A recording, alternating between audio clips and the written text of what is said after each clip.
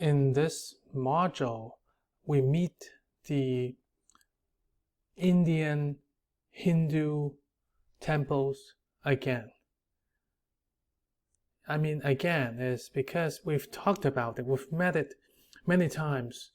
I think we met the Deogar temple a couple weeks ago, and we met other architecture like Hindu or Indian architectures in those rock-cut caves, as well as on the paintings, on the murals, and even on the reliefs. On the relief, the great relief in Mamallapuram. Do you remember that Ajna, right? Ajna is praying in front of a shrine. That is a architecture, right? That is a shrine, a temple-like building. So we're no stranger to Indian architecture. And I think this week we encounter some of them, right? The Deogar was built in the 5th century CE, and now we've come a long way. We've come past the first millennium, and in India, as you can see, the map here has the styles of the temples has diverged, of Hindu temples has diverged into mainly two styles. One is the Nagara, the north style.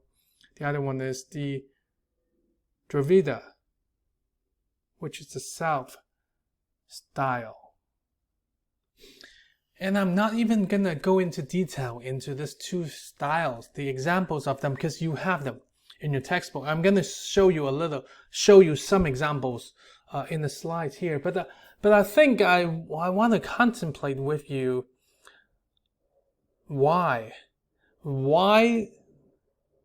is there a divergence in these two styles?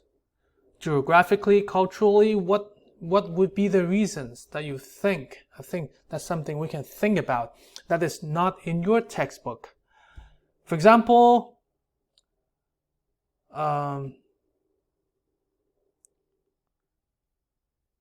this is more closer to the city, to the inland, right, where the style, the Nagara style, the north style was developed.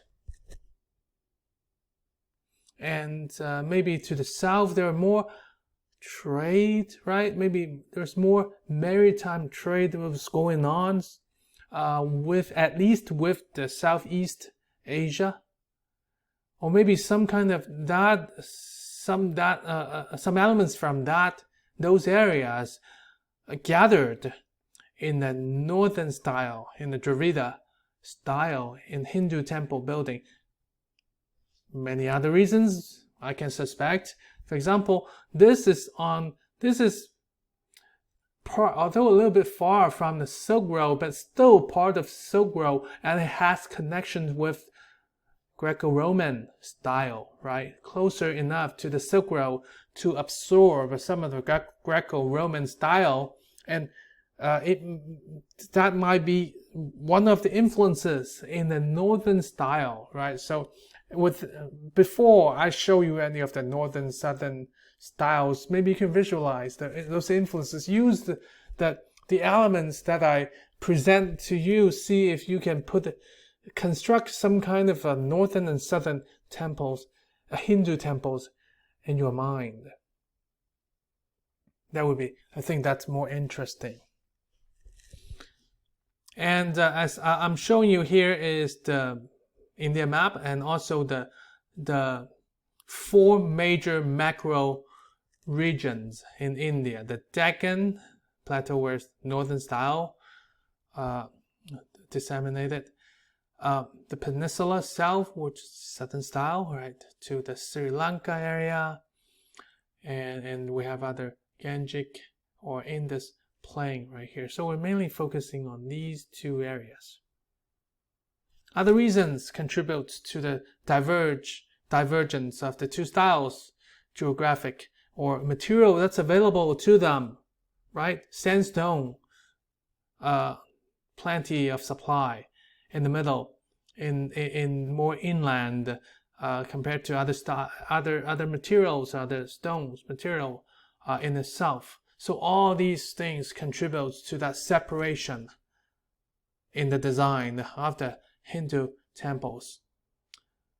And how different are they? That's something that you have in the textbook.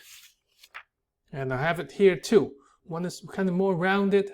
Towards the end, you have kind of a cap, right, that captures it. And similarity, and this one is more pyramidal. Looks more like a pyramid in the south in terms of the temple. But they both serve, right, as a point of worship. They both carry very similar function for the devotees in Hinduism. And that's why they have similar functions. Garbhagriha, they both have that. Try to recall that Deogar temple that we talked about, right? A lot of things that's inherited, that these temples have inherited from the Deogar temple more than 500 years ago. The plinth, right, that they have, and they walk up the steps all the way until they get to the most important part of the temple, of the building, the Garbhagriha, where the statue or the deity, whichever deity that this temple is we're worshiping, right? It's in there, in the sanctum, inside of this space. And then on top of this space, it's a tower, and it's a tower that's of different styles. This is a northern style.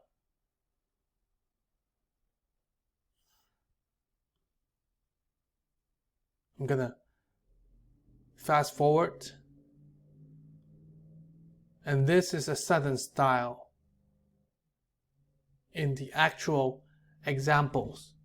How using different pillars, right, to support layers and layers of posts, layers of levels that leading up to the cap, the Shakira. I want to focus a little bit more on the similarities.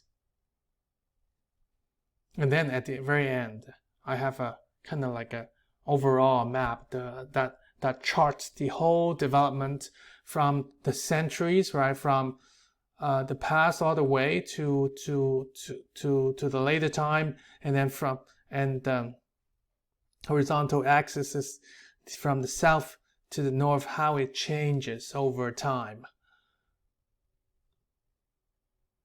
But back to the similarities that I want to mention is that what's the act of a worship, right? It's circumambulation, right? So it's not the inside that we don't need so much of interior space to house the worshippers.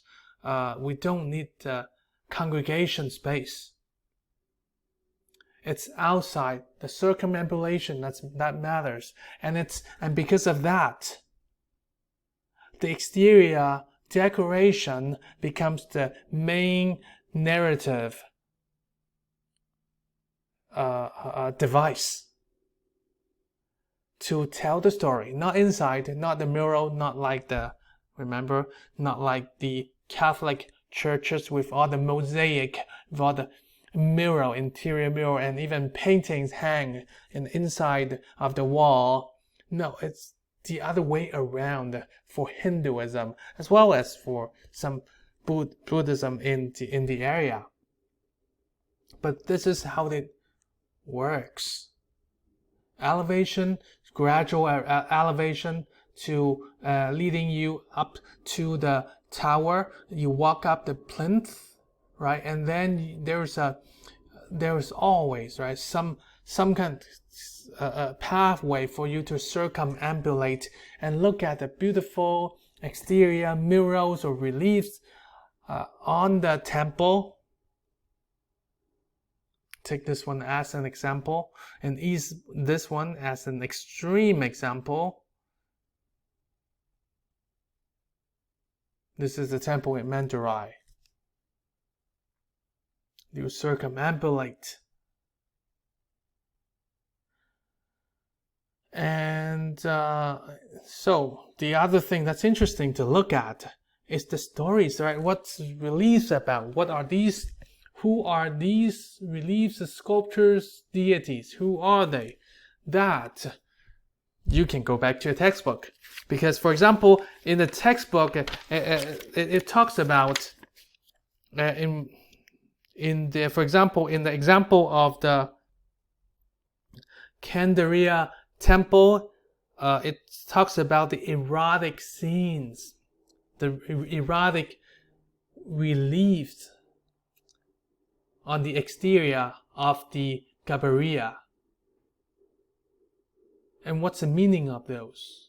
It's supposed to be auspicious. How and why? That's the lecture for our northern and southern temple of Hinduism temple. And we're going to focus more on the southeastern, one great architecture groups in Southeast Asia.